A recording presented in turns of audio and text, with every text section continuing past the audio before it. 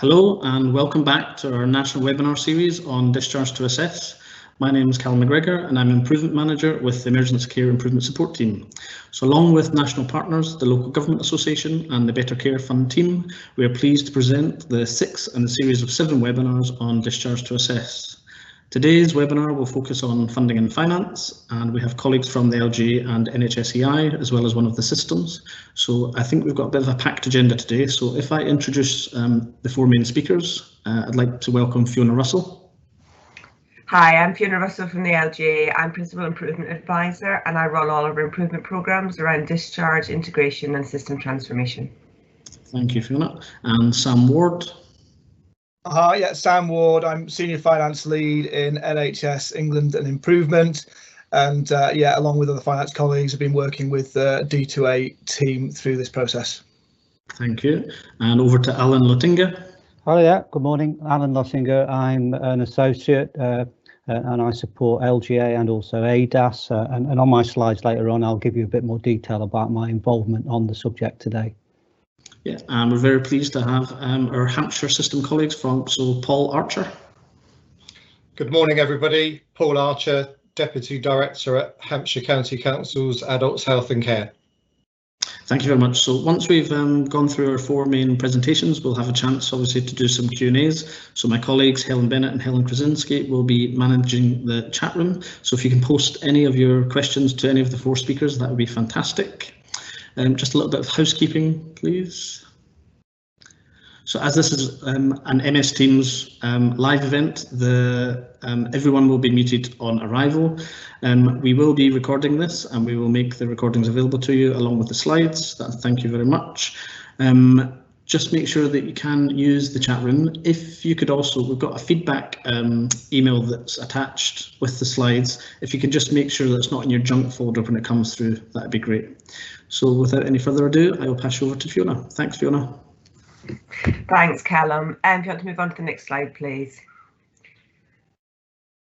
Thank you. So this is just a slide to say the guidance about which we're talking about. So it's providing links. Hopefully you're all familiar with them. We've got the top one, which is the overall operating model, which we'll be talking about the finance elements today.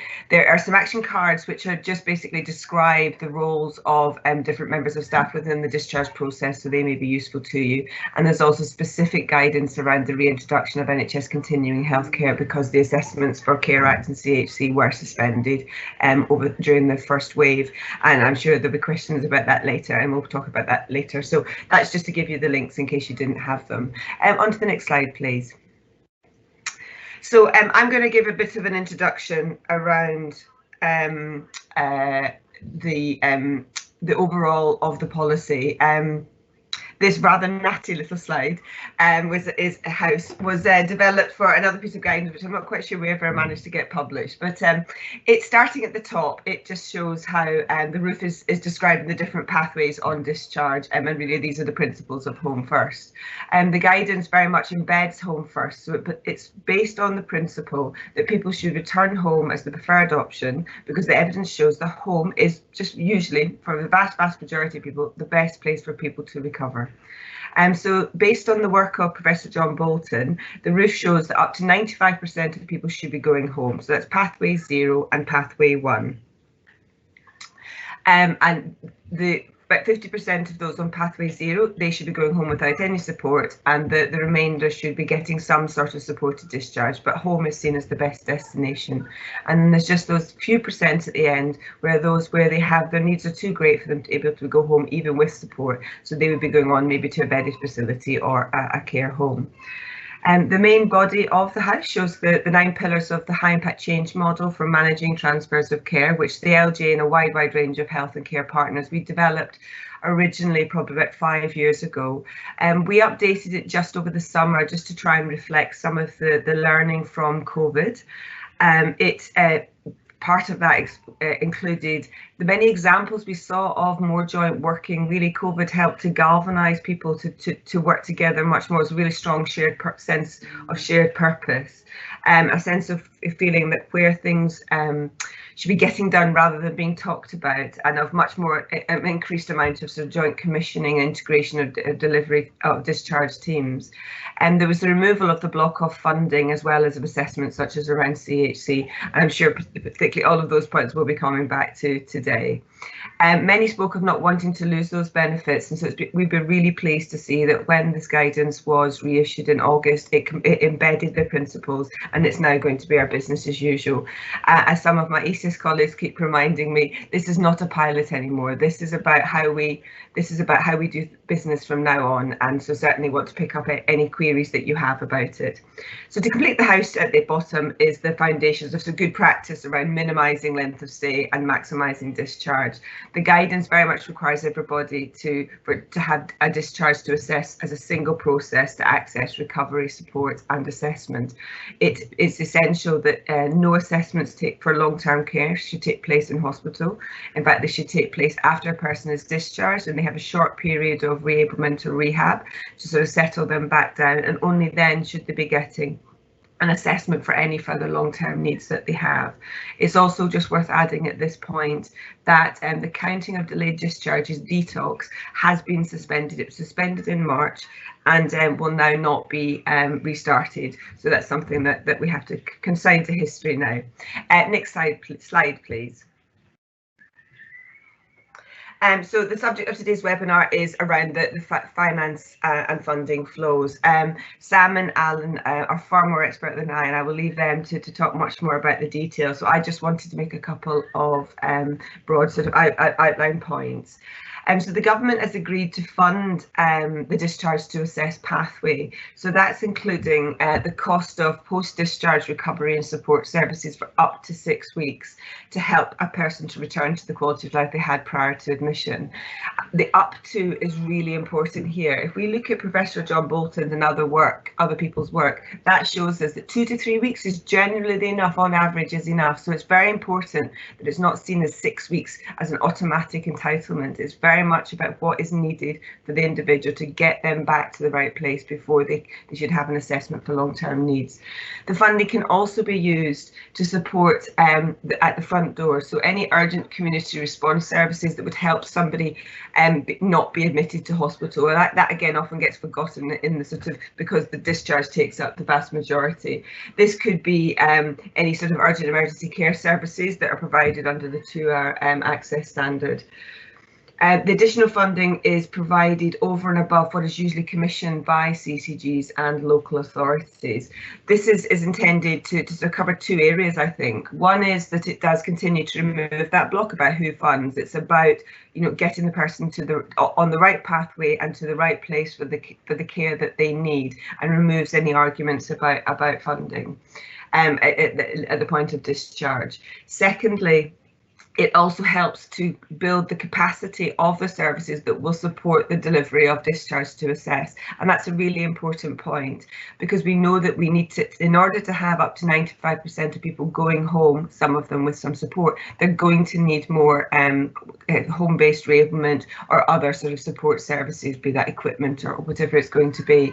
And quite often that's in shorter supply. So but building up those services that enable us to deliver the policy is a really key part of this policy and of the funding.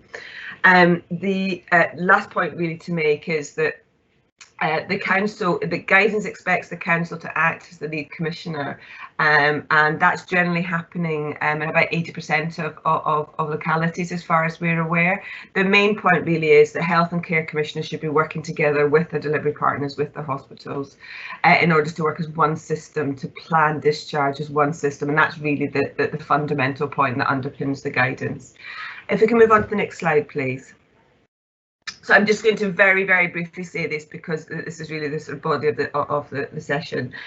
So with the reissue of the guidance in taking effect from the 1st of September, we now have what are essentially 2 schemes in terms of funding. We've got those who were discharged from the 19th of March through to the 31st of August, and that was when all of the assessments and sort of funding regimes were suspended. So that covered all people's care on discharge. Anybody who is still receiving that care, that is now a sort of ring-fenced sort of funding, that will care for those individuals until they are assessed for the sort of long-term needs. So it may be that they have a CHC assessment or they have a Care Act assessment. The guidance asks that these happen as fast as practically possible, because the money is certainly limited. It's been ring-fenced. I'm sure Sam will talk a bit more about that in due course. Just moving on to the last slide, please. And then for the second scheme, that is from the 1st of September, and that is really covering what I've just been talking about. It's the £588 million pot, which is funding the care for the up to 6 weeks. And then it is expected that the individual will either be going on to they maybe don't need any more care, or if they do need any further long-term care, it's either under CHC, it may be from the local authority if they meet eligibility requirements under the Care Act, or they may go on to fund their own care. I'm going to stop there so that I allow others to talk in more detail, and hand you back to Callum. Thank you. Thank you very much, Fiona. So we're just going to go for a quick verbal update from Sam Ward from Nhsei Finance. So over to you, Sam. Thanks, Callum. Thanks, Fiona. So I think that Fiona has covered the majority of the kind of headline areas, particularly around the additionality and around the 6-week limit, but obviously not necessarily 6 weeks. This funding covers. So, I mean, just to emphasise a couple of those points, I'll only speak very briefly, and then obviously expect other questions will come through the FAQ, through the chat later. I mean, this funding is, as Fiona said, additional to what's already in the system. So there continues to be an expectation that CCGs will commission the services, continue to commission the services that they would ordinarily commission, and that would take into account with what their sort of baseline funding and any additional funding they're getting through routes other than the discharge funding this year, and equally, it's clear in the guidance that local authorities are expected to continue to fund these services at normal levels. So where this discharge guidance and its application results in additional costs, it's only the additional costs over and above that sort of ordinary ordinarily commissioned services that would be funded via this route. And as Fiona says, that covers both the discharge, costs on discharge, as well as costs of urgent response and similar services aimed at avoiding admission. So I think that's all I was going to cover at this stage. As I say, I think Fiona's covered all the headline areas, and yeah, happy to pick up more detail in the questions. Thank you, Sam. So without any further ado, we'll go straight over to you, Alan, if that's all right. Thanks. Yeah, thanks, Callum. Okay, you can hear me, yeah? Yeah, thank you. Just next slide, please. That's me. This isn't just saying how wonderful I am. I just thought it was useful to go through some of the brief history of where we've got to, pick up a bit more detail of what Fiona and Sam have already said. In relation to the subject matter today, really, we started off with initial webinars back in March, April time, following the emergency discharge and hospital avoidance arrangements being published. And I think this is my paraphrase, but I think it's important to stress this from the outset. It was made clear that we shouldn't let funding get in the way of getting people out swiftly and safely out of hospital and avoiding people going in, if you remember. And collectively, we were highly successful with that, and we shouldn't forget that. That's now known as Scheme 1, funding from the NHS, £1.3 billion for care packages and other extra services between the period 19th of March, when this all started, and the end of August, as we've already said. I also helped with a range of others with the finalisation and changes to the NHS England Improvement financial guidance and frequently asked questions. And if you remember that, I think that financial guidance ended up something like 15 to 18 pages long in the end, and quite a lot of subsequent Q&As on the Better Care Fund website, and that carries on in relation to a range of issues. I followed that up with drafting, with help from others, a specific financial advice note from the NHS England financial guidance, which was entirely consistent with this, but it was aimed specifically at local government to help maximise correct monthly cost claims and hopefully smooth any specific questions we were picking up locally and regionally, and continue to reply, and have done since then, to individual local and regional requests, questions and webinars. I've helped with others, Fiona, Callum, others on the call today, more generally with Discharge to Assess and Home First promotion and support. And personally, I've produced and shared what I call monthly Scheme 1 and now Scheme 2, as from 1st of September, summaries of cost claims and the key issues arising from that. And I think they've been found useful by LGA, ADASS, EKIST and other colleagues. And now helping with Sam, who's just spoken, and others with the Scheme 2 Finance frequently asked questions, which I think will be much shorter, but no less important, that they're in draft at the moment. So next slide, please. The main difference with the Scheme 2, again, some of this has been alluded to, but I think it's helpful to try and summarise it. And these are my words, and I stand to be corrected. The £588 million extra from 1st of September, that's available to fund packages and valid extra services, extra costs of extra services. Included within that, importantly, are a call on the extra cost of so-called designated settings, which is one to watch, because we really don't know. We're trying to gather information as we speak on what the potential extra cost call of designated settings will be against that £588 million. So that's an important issue to keep an eye on. As I said already, this is focused on the first 6 weeks, or up to 6 weeks of care for people being discharged, and any short-term urgent response services to avoid hospital admission.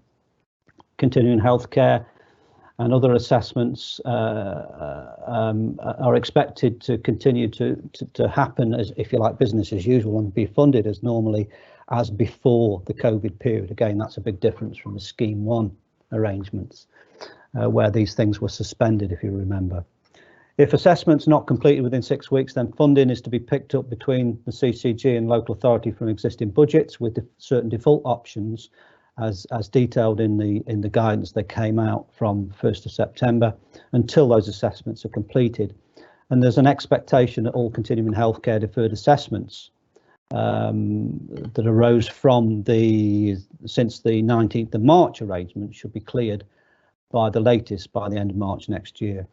There is special emphasis in the Scheme 1 Q&A and guidance around end-of-life care, not surprisingly, through the continuing healthcare fast track. But I think we might be amending that. I'd stress that the guidance in relation to the financial guidance in relation to Scheme 1 is still in draft. Next slide, please. Some positives from and my reflections over the last few months around this subject today. Over £1 billion has been claimed against the £1.3 billion as at end of September. And that's been broadly successful across all the NHS and local government regions across England. There's a good spread of that. There's some great examples of innovative working and continuation of best practice that existed prior to the COVID emergency. There's an expectation to pull budgets. That's been met variably, to be honest, and I've got some detailed figures on that. But local systems, and I think Fiona stressed this in particular, local systems have largely agreed between themselves what is regarded as a valid extra cost, and just got on with it and claim the costs. Although there are still some anecdotally some local issues and local problems and challenges. I'll come to that in a moment. Again, as Fiona said, traditional DTOC reporting has been replaced, or is being replaced, by what I call a more sophisticated emphasis on patient and citizen destination and the best outcomes for people. And a sense that some of this will continue, hopefully, post April 2021. Again, discussions are ongoing around that and funding of that. Now, some challenges. The next slide, please. And let's check, the £1.3 billion from 19th of March may be overspent significantly come end of next March.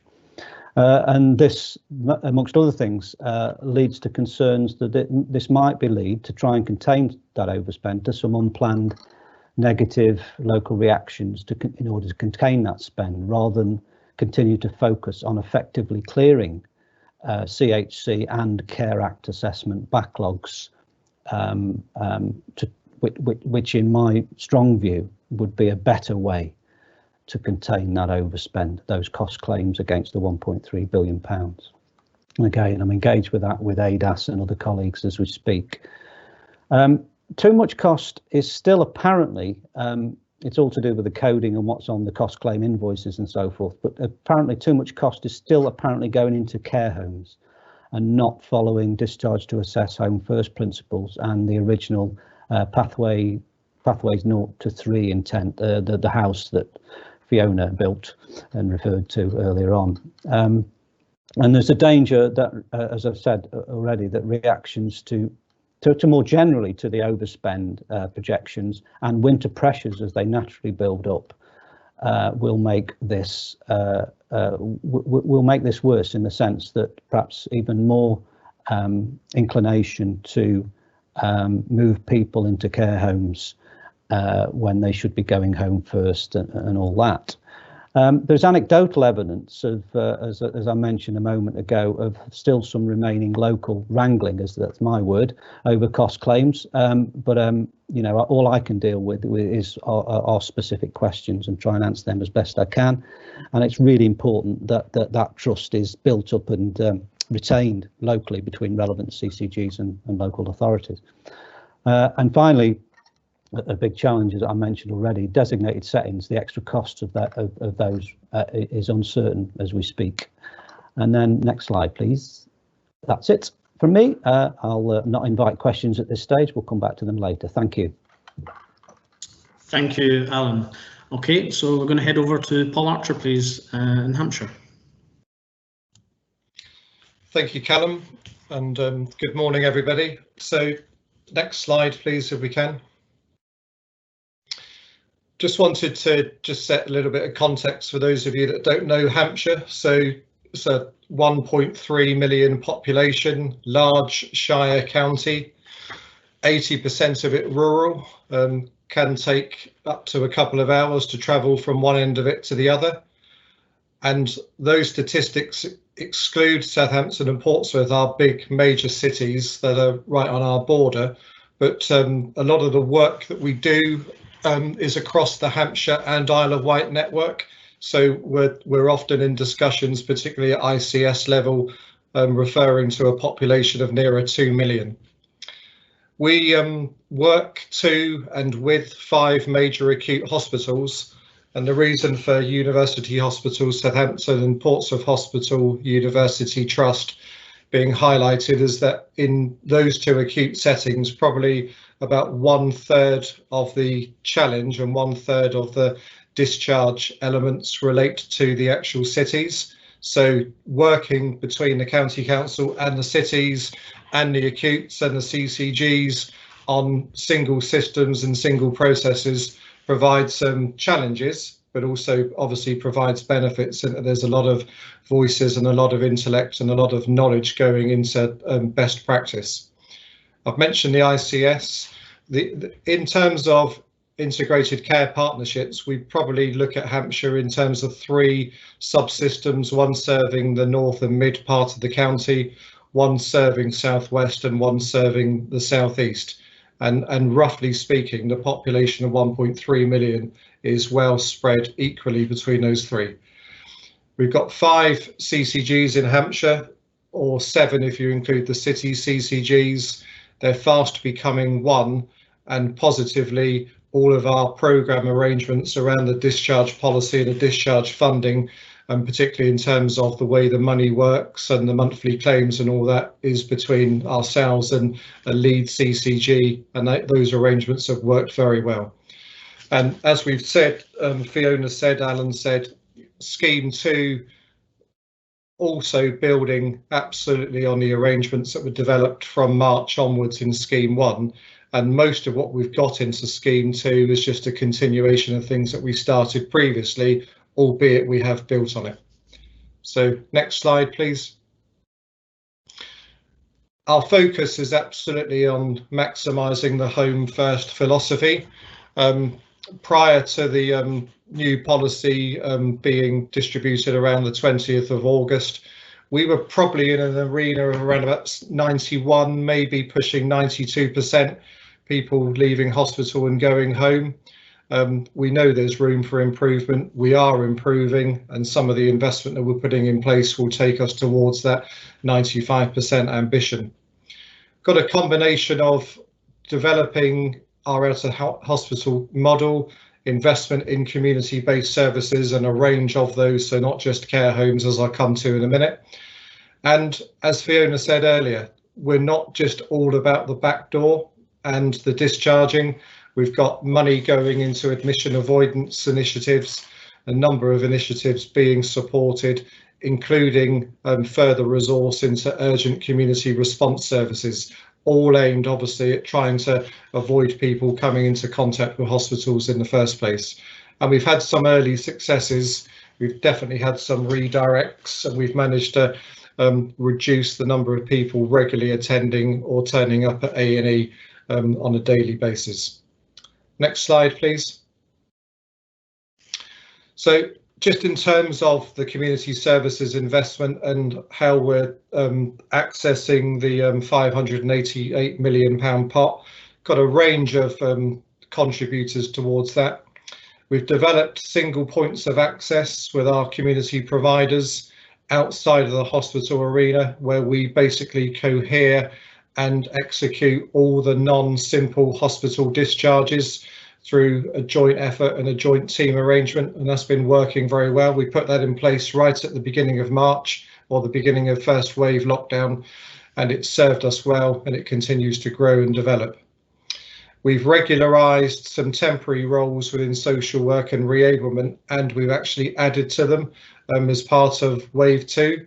And those will be here to stay, the types of roles and the types of work that will travel with us and beyond the financial year 2021 as being the main routes for us to achieve that higher home first ambition.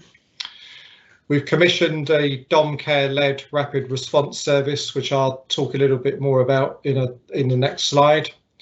We've also developed and or repurposed 3 strategic D2A bedded facilities, 1 for each of our main ICPs, totaling around about 150 beds. And again, I'll talk a little bit about that in a further slide and talk about the virtues of that and why that's not just a bedded solution and how it enhances the whole home first principles.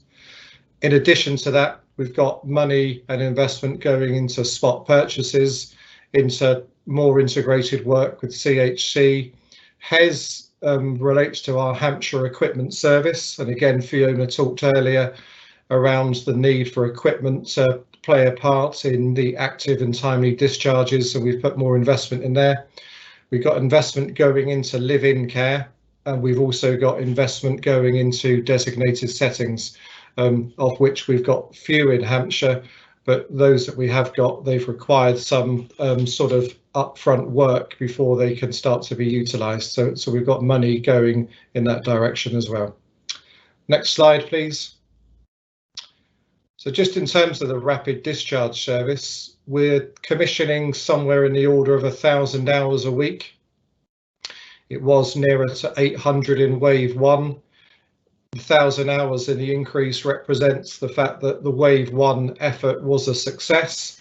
It also recognises that we're heading into, the usual choppy waters of winter and have greater challenges at this time of the year. Pleased to say it's a dom care led service. In Hampshire, we transformed the whole dom care arrangements over the last 2 or 3 years to a point where we are blessed with plentiful capacity and with dom care agencies that want to work alongside us and work with us day in, day out. And we've got a number of what we call tier 1 and main providers, some of whom bid for and are actually delivering the rapid discharge services in each of the ICPs. That's serving us really tremendously well. It's enabling a number of people to leave hospital speedily and quickly, and a great many of whom don't require an onward service, possibly after some initial support and a period of reablement. As it says there, it facilitates the earliest possible discharge. Sometimes it acts as a bridging service, but whether it's a bridging service or the service on the tin, the rapid discharge service, it really is doing us proud and enabling numbers of people to leave hospital quickly and safely. In some cases, the service will be in place for up to 14 days. That's invariably less so when there's a reablement element that's going to be added in and organised. If it's around preceding a package of home care, then sometimes it can take up to 14 days, but that's the maximum that it operates for. And in these troubled times of second lockdown and spikes in COVID positives, it really does enable COVID positive patients and COVID contact patients, those who have been in hospital setting and have been in contact with a COVID positive patient, to still return home and return home quickly. And clearly that reduces the ongoing risks within the hospital setting for those still there. Next slide, please.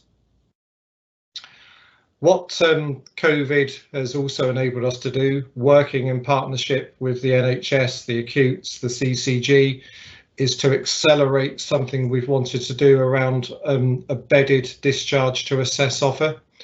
And COVID undoubtedly has made it more possible to introduce such a way of working, and hopefully a way of working that will stay with us for many a year to come. What that's meant is that most complex patients in a hospital setting can be discharged into one of these three D2A settings that we've established. They are all absolutely embedded with a reablement wraparound service, which effectively means that we're aiming to keep people in the D2A facilities for around about 21 days. Sometimes it takes a little bit longer, particularly those who might be on the CHC pathway. And the reablement wraparound, absolutely central to the whole philosophy of trying to recover people, trying to get people to a level of independence where they can go home from the D2A facility in a sustained way, sometimes with support, on other occasions without support, and means that again we're contributing to the overall outcomes for people and the home first philosophy. Importantly, it really does do the right thing. It provides outcomes for people, and it stops us taking long-term decisions about people in a hospital setting, often when they're at their lowest ebb, which clearly isn't the right thing to do, and just gives us that breathing space to do the right thing by individuals. The results are absolutely fantastic from what we've developed in the Southeast system, where we've redeveloped a mothballed private sector care home and developed it bit by bit. We've taken 120 clients through there since June. We've reabled every single one of them. We've worked with each of them and their families, and the results are fantastic. We've seen something like only 25%, and I think it's just under 25%, gone on to long-term care, to a res and or nursing setting following their stay in that D2A facility. Next slide, please. That's a picture of the facility that we've taken over that was mothballed, and we've done some capital improvement works, both to the look of the building, but obviously the inside of the building, to make it fit for purpose, make it COVID safe and compliant and the like. And it really has served us well. Next slide, please. There's some statistics and management information that we've been gathering ever since it started operations in June, and you can see that it's slowly but surely and steadily and consistently risen in terms of the patient flow, the admissions and the discharge levels, and those resident in the facility. And the reason the left-hand axis goes up to 80 is it's a 3-floored building, and we're just in the final steps of having part of the 3rd floor designated and part of the 3rd floor fully staffed, so that we can meet the increasing demands that are coming our way, and again, particularly with winter in mind. And the last slide, please. This slide just shows the admissions and the discharges for that one particular discharge to assess facility. And the pleasing thing there, for the most part, the discharges are pretty much flowing in the same direction as the admissions, meaning that, you know, subject to the odd teething problems and getting the individual floors established, we're pretty much tracking where we need to be so that we're keeping that management of length of stay at or around the 21-day mark. That's me done, Callum. Thank you. Thank you very much, Paul. And thank you to all our speakers today. Well, we've got lots of questions in the chat room, so if we just fire ahead and go over to Helen, please. Hi, thanks, Callum. Thank you to everybody. I'm going to start a couple of questions with Fiona first, please, if that's okay. So, Fiona, there's some questions about what measures that are in place to record what services patients are discharged with, in order to know and how you can show that 95% of patients have gone home. There isn't any discharge. There's a new discharge sit rep which captures where whether they're going home or to a care home, and that's not quite the same as the pathways. But I know that colleagues in NHSEI are working on trying to improve that, and hopefully that will come on stream in a number of months. There's nothing, however, to stop local systems trying to record that information. Really, it's about having the destination data, so it's having somebody's postcode and address, which generally speaking will be in your local systems, so you could develop your own system.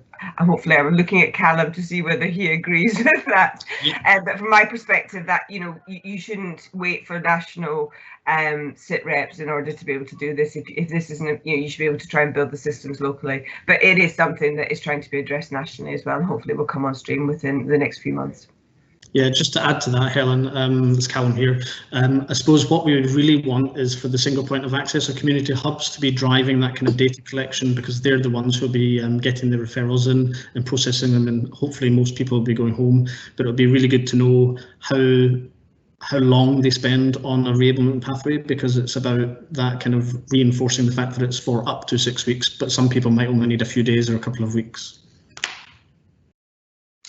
Great, thank you. And again, Fiona, for you, this is with reference to the discussion about the assessments generally taking 2 to 3 weeks and not necessarily requiring the 6 weeks that is available. Is this the case where CHC assessments are needed from either CCG or local authority assessments are needed? I think it's generally speaking without CHC, so it's for those non-CHC sort of packages of care. But I suppose I'm not 100% sure with John Bolton's work that it could actually include, because it's looking at an average and the vast majority of people don't get CHC, so potentially it wouldn't actually skew the average that much, I think, so you could probably include it. But I would imagine that those who are taking CHC assessments is going to take longer than the 2 to 3 weeks, but it is for those needing reablement. As Callum says, they might just need a few days, at most they really need a couple of weeks, so it's more looking at that part of the population cohort we're dealing with. Lovely, thank you.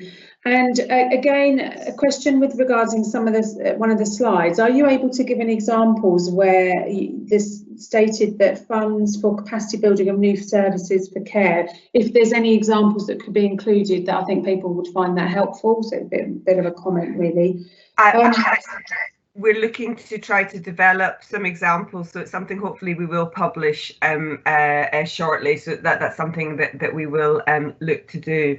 But it really could capture, it could provide, say it could be about expanding your reablement services, because generally we find that they're capacity driven rather than demand driven. It could be about establishing maybe some intensive live-in care, overnight care, such as for 72 hours. Could be around specialist services around dementia or delirium. It could be around equipment that is needed to support an individual while to help them go home. It could be an interim bed that is needed maybe while there's some discussions or conflict around choice, or if they needed some additional sort of specialist help. It could be maybe if there's actually issues with their home and sense of hoarding or those sorts of issues. So it's a wider sense of how you could actually support the individual to go home. So it's anything that's over and above the services that you already have.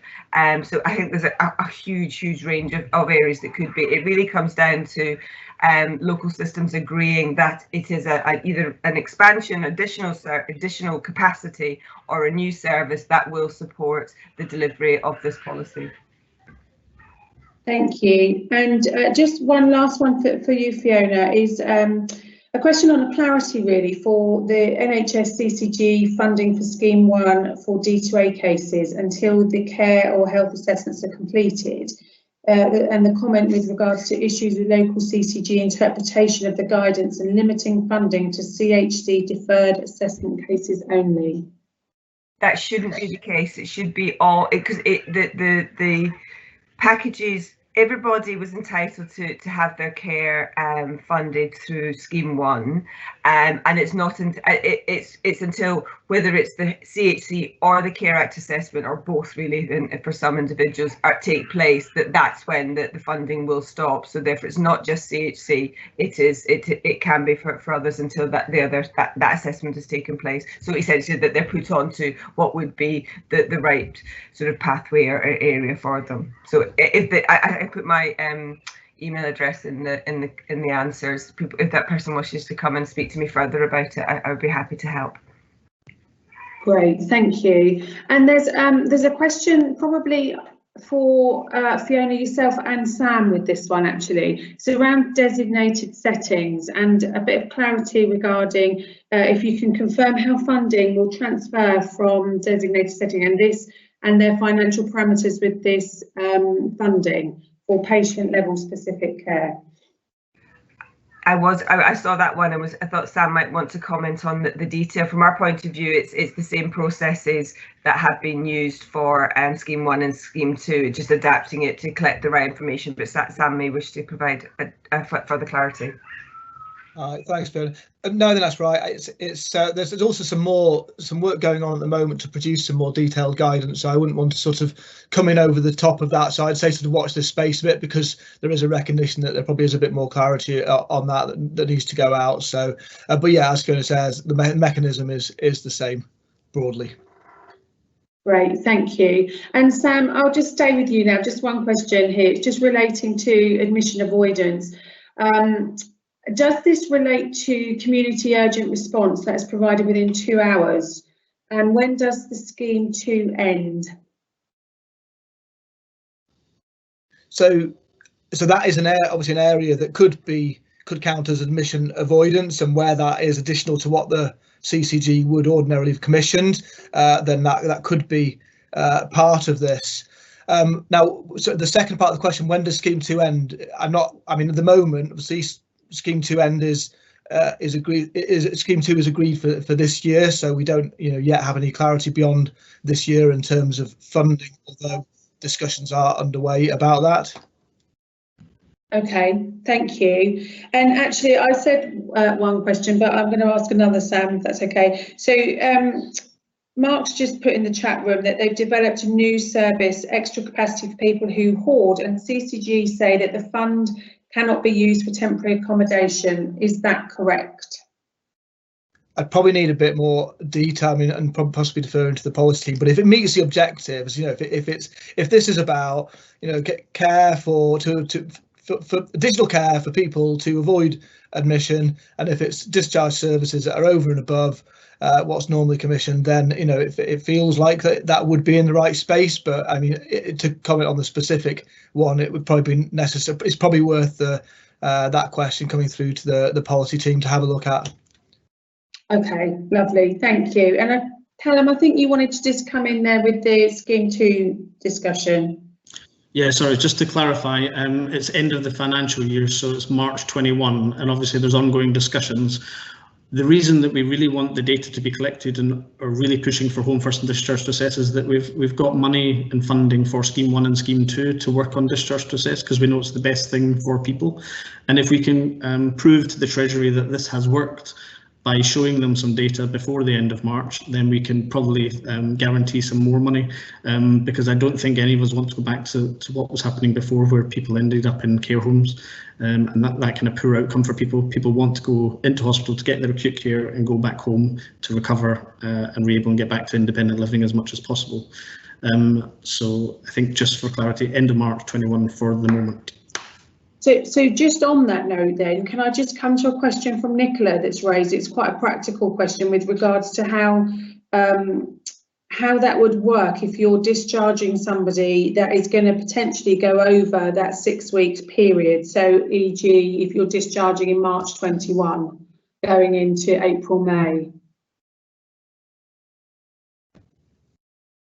So yeah, Sam here. I think that's a really good question. We need to take that one away. Obviously, depending on where we get to at that point, obviously this isn't specifically an issue for individual patients yet, but obviously it will become an issue at a point in time if at that point we don't have clarity over next year. So if we get to January or something, or in February, and we've already got clarity over the next financial year, then that issue isn't going to arise. But if we haven't, then we will need to put out some guidance around transition at that point. Great, thank you. Now, I think I'm moving on to Alan, but if not Sam, there might be a bit of crossover for you as well. So if you can just stay poised and ready. But the next one is around guidance suggesting that settling in and follow-up services should be in place. Can this funding be used from the 588 million funding? It depends what you mean by settling in and follow-up services, to be honest with you, Helen. And you know, I'd stress again in my slides, I've got an email address there. It's one of my ADASS email address. If anybody's got any specific questions, they need to give me as much detail as possible. I can answer them offline. But I mean, it depends what you mean by settling in and follow-up services. But I'd stress the big difference between Scheme 2 compared to Scheme 1 is it's a maximum of 6 weeks of whatever that cost is. But as again, just to pick up and repeat what Sam said, it's really important that locally, between them, the relevant local authority and the council, depending on who's commissioning these services, agree that that cost is over and above what they would have ordinarily incurred in order to develop new preventative, i.e. hospital avoidance services, or rapid, safe hospital discharge services. So it really depends what you mean by settling in and follow-up. I think, hello, it's Matthew West here. I'm from the Better Care Fund team. I guess just building on what Alan said about it being additional costs, I think there has been quite a large amount. There's been grants that have gone to various voluntary sector organisations, I think including Age UK and Red Cross, to sort of provide that support, particularly for sort of non-complex discharges that would probably be under that pathway 0, but so where a person doesn't necessarily need a social care assessment but would benefit from support in the community. So I think that money and those services are there, and then I think then the question is are there other things that you're commissioning on top of that? Thank you both. I'm just going to move on a bit here. So another question with regarding can additional local authority brokerage costs be reclaimed via CCG monthly claims? Well, it's Alan here. My answer is yes. Again, the previous comments apply, and certainly, you know, if there are problems locally, and again, you want some help with specific answers to specific questions, the devil's in the detail. So again, email us. You know, brokerage, in my experience, can mean a whole range of things. But I just repeat, sorry, it's quite boring and repetitive. If it's genuinely extra costs of to help, and it's been agreed locally between the CCG and the local authority that this is truly extra costs that add value to prompt and safe discharge, or prevention, avoidance of going into hospital, then yeah, extra brokerage costs are valid to me. I don't think it's not meant to be restrictive. Okay, thank you. And just a comment and an ask about the track and review and the additional work and the increase of work. There's a question with regards to whether this funding could be used to, it just goes on from your last answer actually, with regards to, could you use some of this funding to provide business as usual to keep a track of patients that are being discharged and using health and social services? I'm not sure, to be honest with you, Helen. I think I would have to look into that in a bit more detail, because I think my assumption, unless I've misunderstood the question, is that most people will be relying on the information from the national capacity tracker, which now relates to both residential and domiciliary care, as we know. Perhaps it depends what you mean by the word tracker here. Sorry, I don't want to digress into national stuff, but I think we've got to be also very careful about the increasing burden, the data burden on care homes and care providers generally on all this. So I think I'm a bit nervous about saying there's a blanket yes to funding the costs of data and data systems locally. I think you might be hard pushed to justify that. That's my gut reaction to that. Sorry, if that makes sense. Okay. I would do Sam here as well. I would agree with that. I mean, if there's more sort of detail behind it that helps get under the skin of it, then we could look at that. But yeah, from the question at face value, I agree with what Alan said. Lovely, thank you. And actually, this is probably for both of you, maybe this next question, and then I'm going to move on to Paul. So it's regarding pooling funding under Scheme 1 and recognition that there's been quite a bit of variance across the country. And is there a more standardised approach being sought nationally as part of the work to address the overspend on Scheme 1? There's two questions there. Sorry. Pool budgets. Sorry, I'll separate pool budgets and the overspend bit. There has been, from the outset, we did issue some standard national guidance on pool budgets and so forth, and posted model pool budget, Section 75 pool budget arrangements on the Better Care Fund site and so forth, and that was done with the help of NHS England and Improvement legal advisors who appeared with me and others on the original webinars.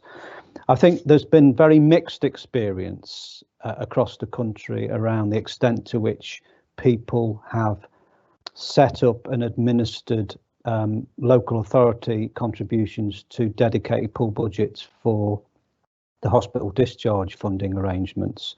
As at the end of September, I'm just trying to look at my notes here, although over half, 54% of local areas, and that's 151 councils with adult social care responsibilities, were saying over half, 54%, were saying that they were making some sort of contribution towards pool budgets. No, sorry, I'm getting my figures wrong there. I'm looking at my wrong line. Sorry. No, yeah, over half, 51% of local authorities were reporting making a total of £218 million contribution to pool budgets as at the end of September. But 5 local authorities alone out of the 151 have contributed 124 million of this. So it's very much, Hampshire may be one of them. I know Hertfordshire was significantly into pool budgets in other areas, but it's been very focused on the vast majority of pooling contributions for local authorities for these dedicated arrangements is concentrated in a very small number of local authorities. The majority have got on with agreeing locally in line with the advice note that I and others drafted aimed at local government to say, look, locally, you just need to agree what is extra cost. ideally it's through pooling arrangements, but you know, Okay. that's now the overspend is another issue. I mentioned that in my slides, so, and I think we're running out of time. So yeah, we've got a bit of a time really, issue. Thank you, Alan, and I think we may well, if the people asking the questions may want to get in contact, and I know that from the panel that you're all happy for that. So I'm just going to move us on to Paul for the last couple of questions. The first one is, have Hampshire County Council taken lead for the other 2 city councils, and if so, how does that work for you? We haven't taken the lead for the other 2 city councils. We work collaboratively with them, particularly in the ICPs where we've got joint responsibilities and need to collaborate. We largely work on same systems and same arrangements, but we certainly haven't taken the lead. Okay, thank you. And there's a lot of people you've probably seen in the chat room that are keen to understand how things are working for you. One of the questions has been about your rapid discharge service, whether or not you're using a trusted paperwork approach. So the paperwork and documentation stuff, is it similar to a trusted assessor approach? I have to confess, I don't know the answer. So I'm happy to sort that one out and supply it subsequent to the session. I think a Hampshire colleague's actually on the webinar with me, so if she's able to answer in the chat, okay, then perfect. By all means she can. Okay, and another question about how long this has taken you to implement and work effectively and efficiently with regards to your rapid discharge service. We instigated it relatively quickly in the first part of the lockdown. So I think we had the rapid discharge service from memory up and running within about a month, possibly a tad longer, but it was certainly very early on. And it's developed month in, month out from there. Obviously, get it implemented, get it used, making sure it's being used properly and effectively, and that the hours that we've commissioned are all being utilised. And as I've said in my slides, one of the reasons that we've increased the amount of hours from a rough 800 up to around about 1,000 hours, the success of it and what it's done so far. So each of the systems has wanted a bit more. Lovely, and thank you for answering, you and your colleague in the chat room. I know that there has been quite a few questions, but just lastly, before I hand back over to Callum, your D2A facility, what MDT do you have in the unit? Well, again, I don't know the specifics, but the MDT within the unit will embrace all of those key stakeholders that should be involved. I know that it's a regular staged event with the on-site provider that happens to be our internal in-house provision. We have social work input to it.